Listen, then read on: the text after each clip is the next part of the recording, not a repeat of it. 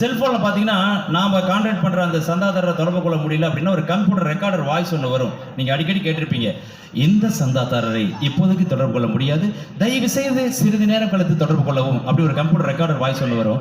நான் Sun TV அசத்த போது நிகழ்ச்சிக்காக கொஞ்சம் காமெடிக்காக என்ன பண்ணுன்னு கேட்டிங்கன்னா, அந்த ரெக்கார்டர் வாய்ஸில் சில நடிகர்கள்லாம் பேசியிருந்தாங்கன்னா எப்படி இருக்கும் அப்படிங்கிற ஒரு சின்ன கற்பனை.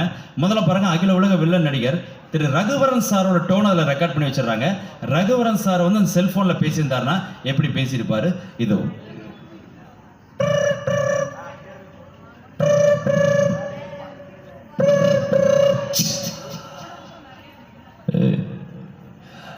இந்த சந்தாதாரரை இப்போதைக்கு தொடர்பு கொள்ள முடியாது. அப்புறமா பண்ண காலையிலேருந்து சாயங்காலம் வரைக்கும் இப்படி பேசி பேசி வாயை கிழிஞ்சு போச்சு. நீ கொடுக்குற 1.25 ரூபாய்க்கு விளக்கமெல்லாம் சொல்லிவிட்டு இருக்கு.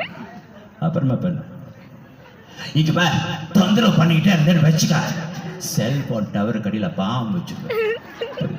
மார்க் ஆண்டனி போடா போடா அவர் அப்படி போயிடுறாரு. அடுத்து பார்த்தீங்கன்னா சண்முக சுந்தரம் அருமையான ஒரு நடிகர். அவர் வந்து அந்த செல்போன் ரெக்கார்டில் பேசினா எப்படி பேசியிருப்பாரு? இதோ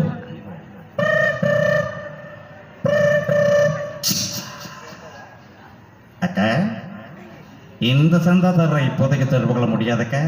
அக்கா, ஓம் புருஷன் பில்லு கட்டலின ஏவாயால எப்படிக்கா சொல்லுவேன்?